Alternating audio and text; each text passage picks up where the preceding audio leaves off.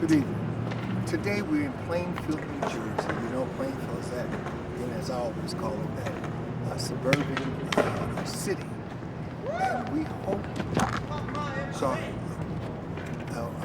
we're here today and we hope to come to this beautiful city and meet beautiful people. I don't think there's no one that can represent this city like ChARLES EkE. That's right. Did I pronounce your last name right? That's right. ChARLES, who are you running? Well, I'm running for the second ward councilman. Currently, that seat has been occupied by Corey Starch. Yeah, so currently occupying the seat. And I'm challenging the seat. And your position that you're running for? Well, one good thing is that Corey called for change. Okay. So I think he's right when he called for change. So we're going to have to begin the change with him. He's been in that seat sitting for the fourth time. Yes, I remember. It's quite some time. Quite some time. Yes. He's been in the planning board quite for some time. Yes. He's also been in the board of ed quite for some time. Sure. So in the total, he's been in the governance of this city close to about 20 some years to 30 years. Yes. So it's time for change.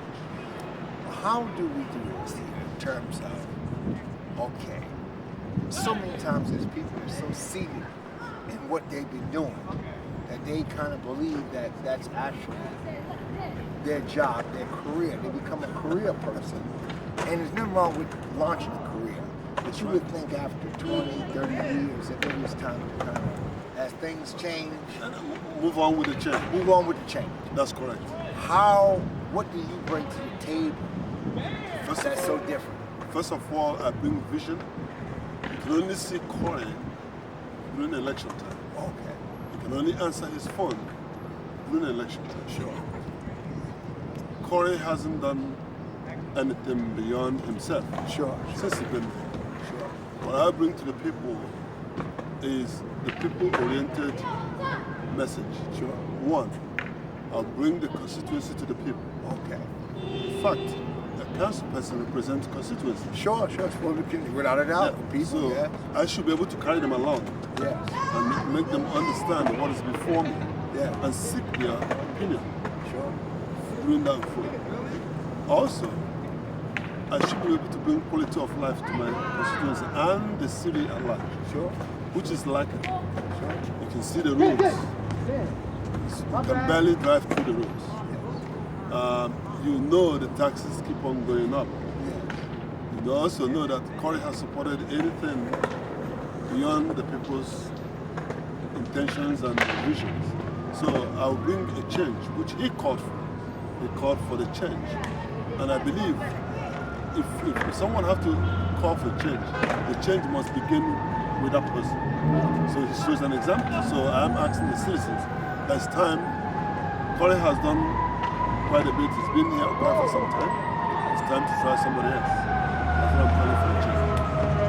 I often hear that in a town like this, a city like this, where they always say that the taxes are going up and things like that. What can someone really do to bring the taxes down? What can they do? Well, number one, as you know, Corey has called for so many things that has increased the taxes. One, increase the government, continue to pile up staff upon staff, creating positions upon positions in the city hall. Each of these positions that he has created or voted to be created attracts a lot of salaries. And some of these positions are quite unnecessary. Sure. Some of the departments can be able to do a multitask instead of creating a position. Case in point, he wants to create a position for someone to go to the city and write a list of abandoned property. So the question I ask is, if you create this position and these houses become occupied, what will be of that position? Sure. So I understand. Yeah, and who pays for that position? Okay. It goes right back to the It goes right back to the people. Yes. So why can't we do what we have? That each time we created additional positions just to pay for them to pay whoever that supported him the payback time. And this is right on the back of the citizens, including myself. Sure. My tax is going off the roof. Let me ask you something. Since 2008, 2009, has the financial recovery in Plainfield been of any value? Has it changed at all? Well, I wouldn't say it has changed. Look at the $500,000 that we lost in the fund. And this is part of the problems. Who is watching what is being recovered? Who is doing enough to recover anything? Or are people concerned? Mostly, my opponent is concerned on what he can do for himself, not what can be done for the general purpose of the city of Plainfield. What could we do to create jobs here and to inspire young people? Because what I'm seeing today is a Plainfield today where it's filled up with a lot of young people. And that traditionally is, I guess, a town where people move in other places to stay, other places to work. And now with so much influx of younger people today, can someone young build a career? It is possible, but it must be done as a collective process with a visionary leader. Okay. And that I don't see that right now. I don't see that leadership in my opinion as of this instance. Now it is quite easy to create opportunities for the youth, and this can be done through either educational process, which is vocational training. Sure. It can be done through a job bank, in which the city can create a job bank and then be able to go out to some of the companies and lure them into the city of Plainfield. Case in point, you probably must have heard about New York tax-free zone. Sure. Do we have any tax-free zones here at all? It's not. That's why I'm telling you that we have someone who's been in the seat for 30 years and the vision has purely been retarded because there's nothing else for him to give or hope for because he's now redundant. So if you look at a vibrant young people, the Plainfield is blessed with those talents. Sure. We can mirror New York, of course. Plainfield is not in the numbers in New York, but we can take some of those to attract more people to come to the town. To the towns. There could be a tax-free zone in which we can tell them that, listen, if you need to hire workers, there's X number of employees that we want hired out of Plainfield. Sure. There is a company that I know of that's moving to Middletown. That company had an agreement with the city of Middletown for the city of Middletown to provide them 130 citizens of the city of Middletown to be employed in that company. Wow. And with that comes some kind of an abatement in taxes for that company. So we must have a visionary council person. Sure. We must have a business-oriented council person. And we must have somebody who have the people's intentions at heart. Not somebody who sits down there.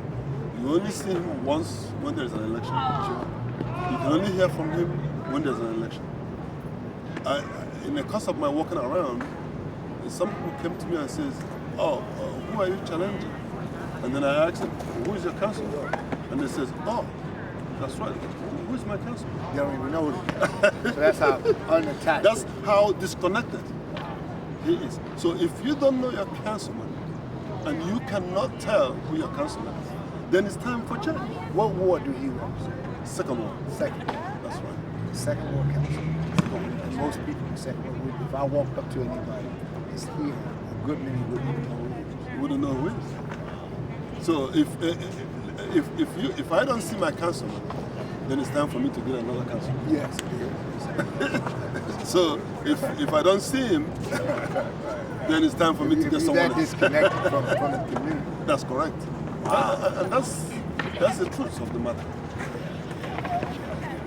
Okay, so the date of the election is The day is June 2nd. June 2nd. And I want people to understand that people keep, in the course of my campaign, crisscrossing the city, people have come to me and said, oh yeah, okay, November. No, the election is this June. June, not November. Not November. This is June election. June election. Whoever wins the primary is already won. So if you win in June, you already got it. You already got in. November. Yeah, you're in. Okay. So and there's that's not. a point that we really got to drive. Yes, It's June. June. So come out in June And vote. and vote. Yeah. And what's the line? And then you're gonna have to vote column A. Column A. Column A all the way. Okay. Democrat. Okay, Democrat, column A. Now who's running with you? I'm running with Steve Hakade. Okay. A very wonderful attorney. Very young guy, he's an attorney, one of the best attorneys you can get.